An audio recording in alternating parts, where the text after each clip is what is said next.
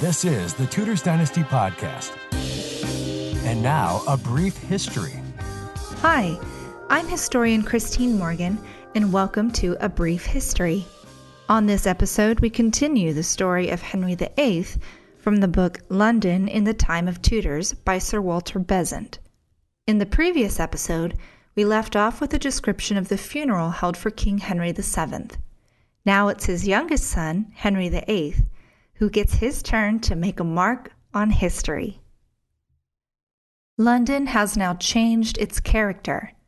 The old quarrels and rivalries of baron alderman, or lord of the manor with merchant, of merchant with craftsman, of master with servant, have ceased.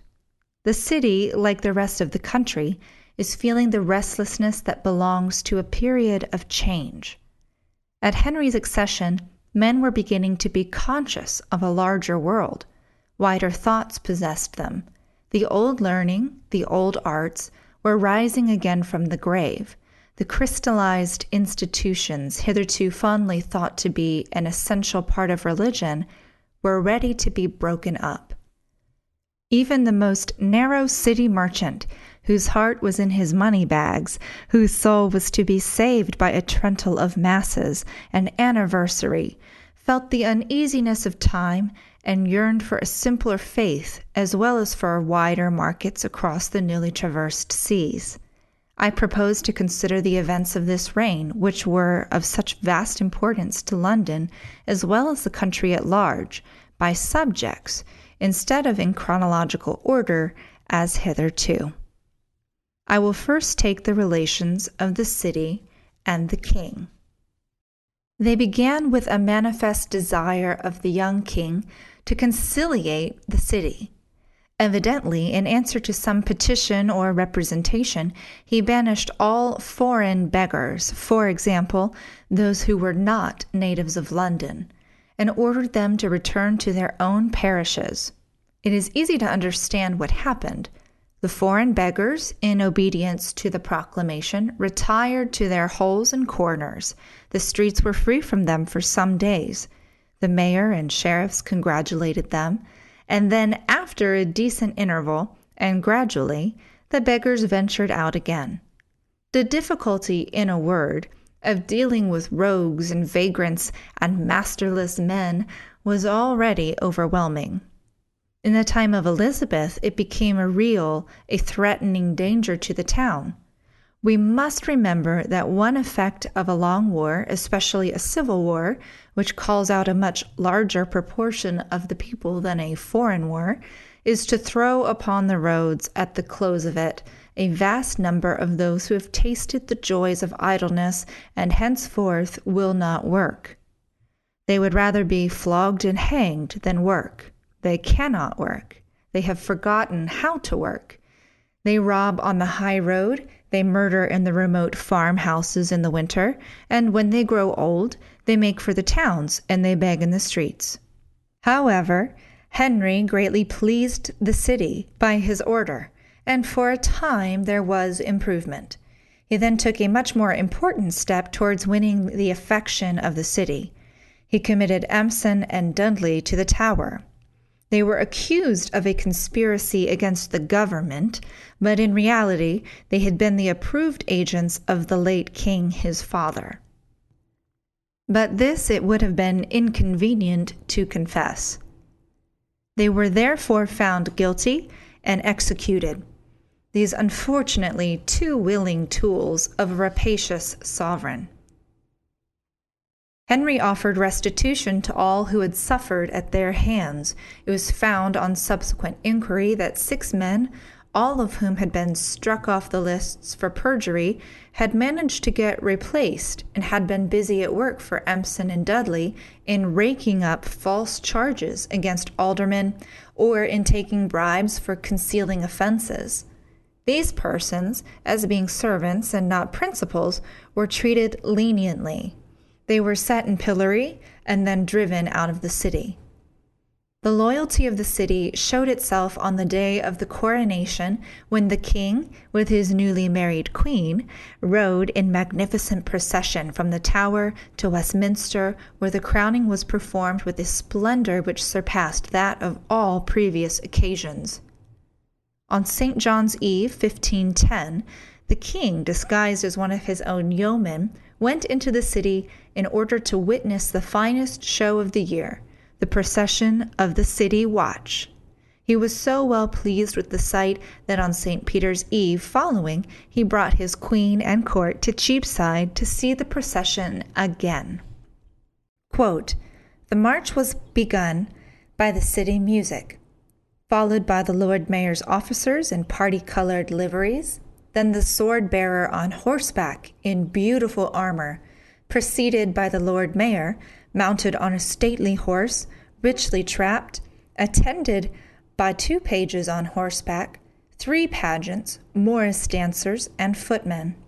Next came the sheriffs, preceded by their officers, and attended by their pages, pageants, and morris dancers.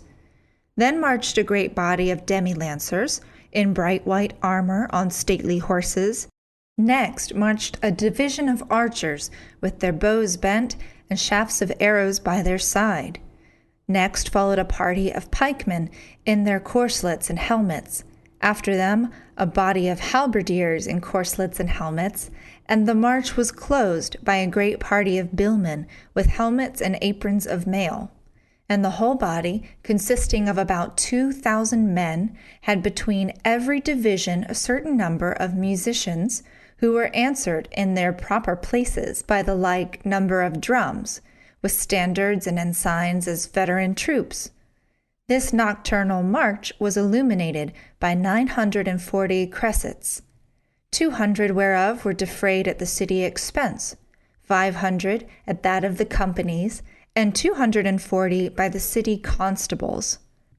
The march began at the Conduit at the west end of Cheapside, and passed through Cheapside, Cornhill, and Leadenhall Street to Aldgate, whence it returned by Fenchurch Street, Gracechurch Street, Cornhill, and so back to the Conduit.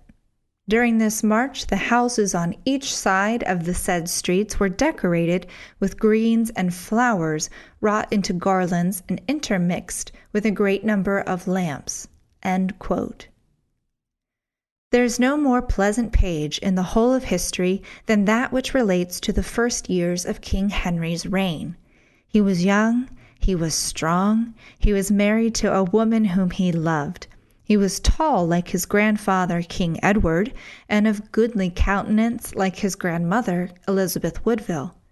He was a lover of arts like his father, and of learning like his grandmother Margaret, Countess of Richmond. He was brave like all his race. He was masterful, and became a king as well as a Tudor. He was skillful in all manly exercises.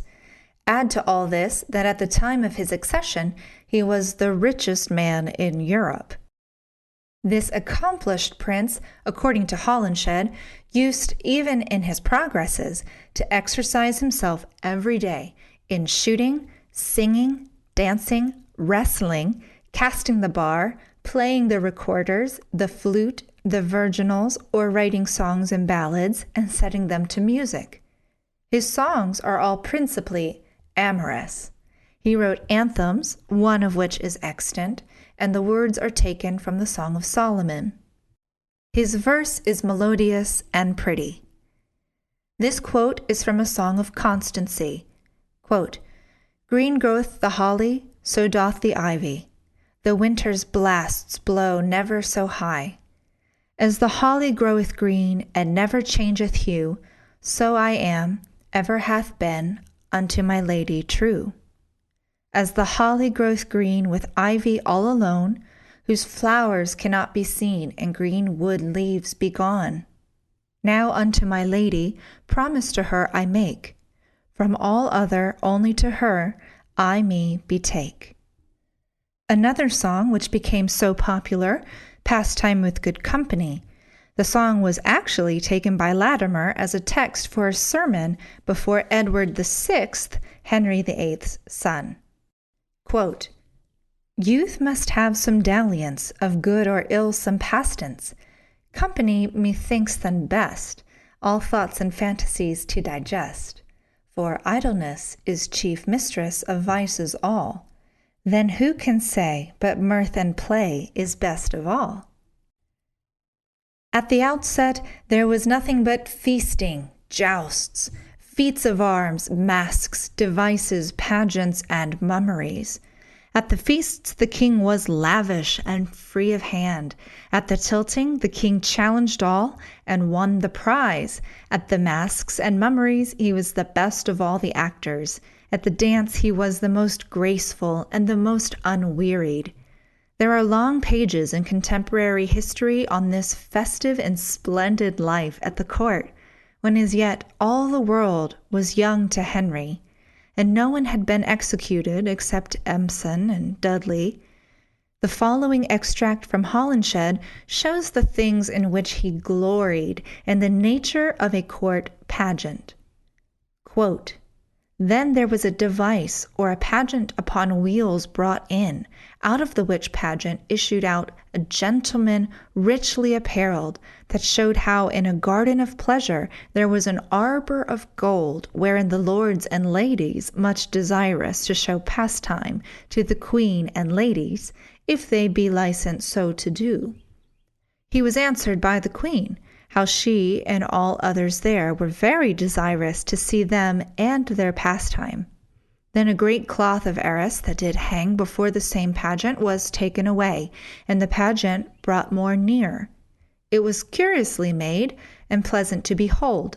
It was solemn and rich, for every post or pillar thereof was covered with gold. Therein were trees of hawthorn, eglantine, rosiers, vines, and other pleasant flowers of diverse colors, and other herbs, all made of satin, damask, silver, and gold, accordingly as natural trees, herbs, and flowers ought to be. In the arbor were 6 ladies, all apparelled in white satin and green, set and embroidered full of H and K of gold, knit together with laces of gold and damask. All their garments were replenished, and glittering spangles gilt over. On their heads are bonnets all opened at the 4 quarters, covered with flat gold. In this garden was also the king, and 5 with him, apparelled in garments of purple satin, all of cuts with H and K.